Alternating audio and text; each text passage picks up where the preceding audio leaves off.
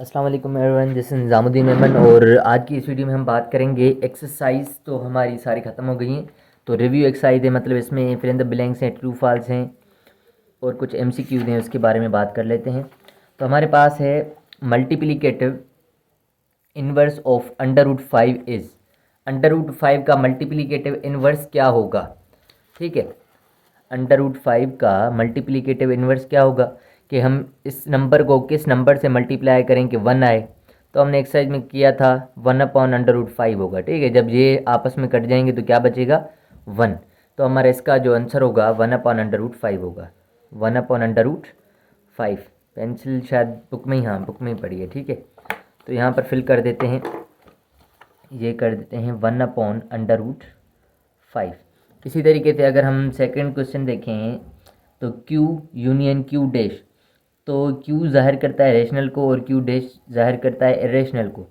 तो union of rational and irrational क्या होता है? कौन सा नंबर आता है? Real number. ठीक है, हमने पढ़ा है कि union of rational and irrational are called real. इसी तरीके से the additive identity in real number is. Real numbers में एडिटिव आइडेंटिटी क्या है?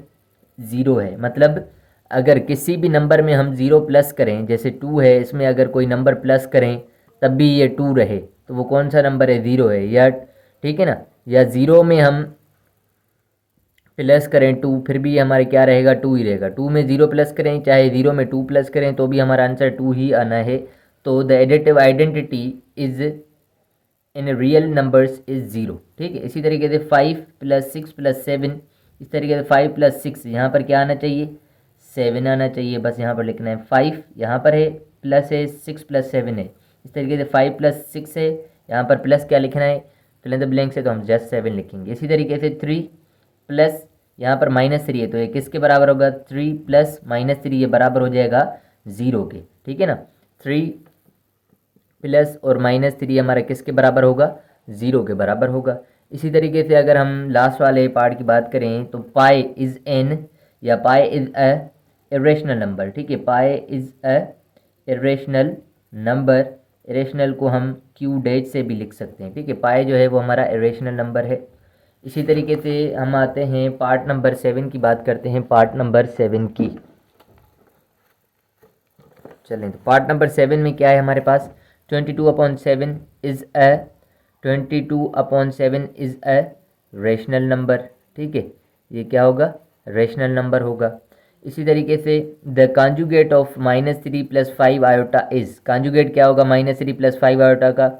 -3 - 5 आयोटा होगा, हमने बहुत बार पढ़ा है। ठीक है, इसी तरीके से इन 2 iota into 3 - iota, 2 iota into 3 - iota the real part is. इसका रियल पार्ट क्या होगा? तो हम इसको सॉल्व करेंगे। 2 आयोटा है और 3 - आयोटा है, इसको सॉल्व करेंगे, फिर हमारा जो रियल पार्ट होगा वो बताएंगे। 2 आयोटा इंटू 3 ये हो जाएगा 2 × 3 6 आयोटा, -2 आयोटा इंटू आयोटा ये हो जाएगा 2 iota square. 6 iota same, minus same, 2 same, iota square की वैल्यू क्या होती है? -1। तो 6 iota minus minus plus 2 time -2, तो इसका रियल पार्ट क्या है? 2 है। रियल पार्ट इसका क्या है? 2 है। तो हम क्या करेंगे? 2 लिख देंगे यहाँ पर एमसीक्यूज में, फिल इन द ब्लैंक में। ठीक है, 2, रियल पार्ट इज़ 2। इसके बाद the product of 2 complex numbers a, b and c, d।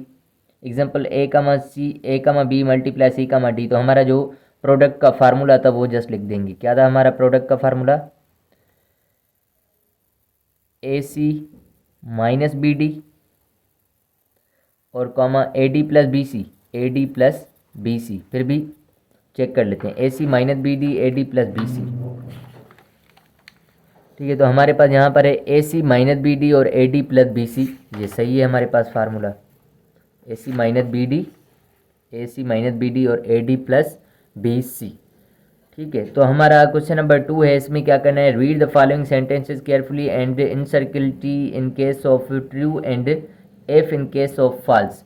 ठीक है, तो real is closed under multiplication कह रहा है, रियल में real is closed under multiplication. इसका मकसद है कोई भी दो रियल नंबर अगर हम मल्टीप्लाई करेंगे तो आंसर हमारा रियल नंबर ही आएगा।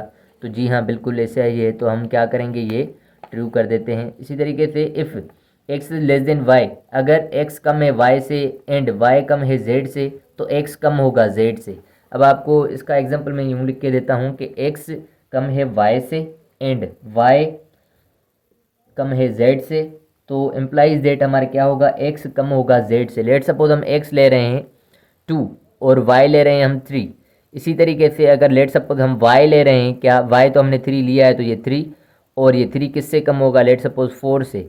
तो x का हमने क्या वैल्यू लिया है 2, तो 2 जो कि होगा कम किससे, z का हमने वैल्यू क्या लिया है 4, ठीक है, 4 से कम ही होगा, ठीक है। तो हम क्या करेंगे, इसको ट्रू कर देंगे, इसको कर देंगे हम ट्रू।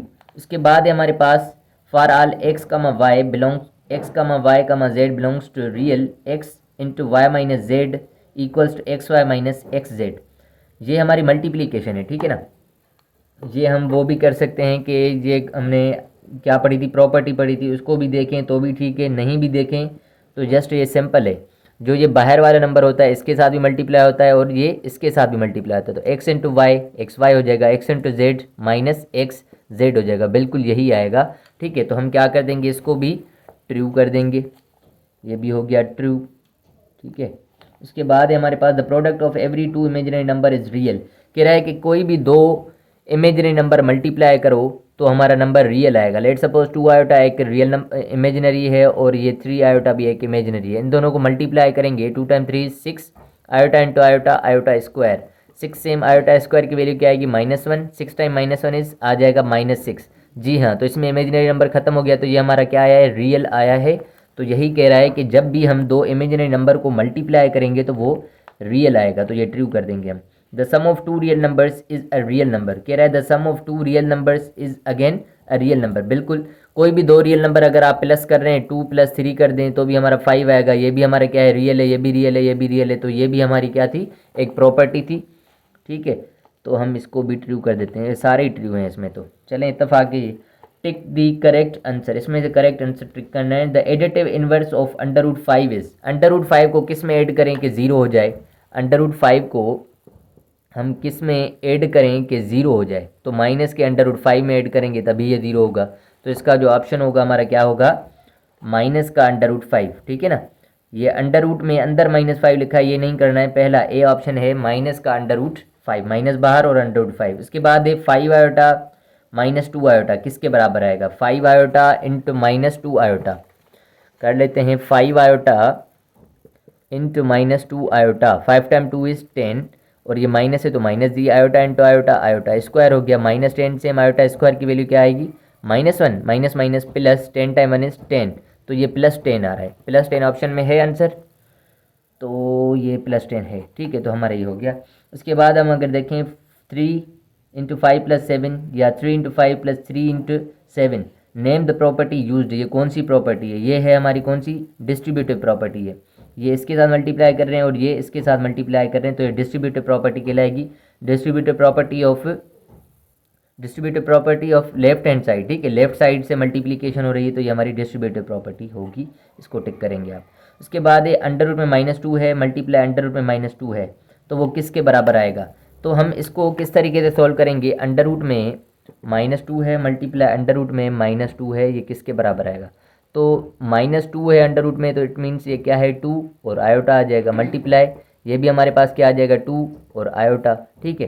तो हम क्या करेंगे, √2 इंटू √2 ये हो जाएगा 4, अंडर रूट में 4 और iota into iota iota square हो जाएगा, √4 क्या आता है 2, आयोटा स्क्वायर की वैल्यू क्या आती है -1, तो ये 2 टाइम -1 इस ये हो जाएगा -2, तो इसमें ऑप्शन है -2, जी हाँ है, ठीक है। तो ये हमारा आंसर रहेगा।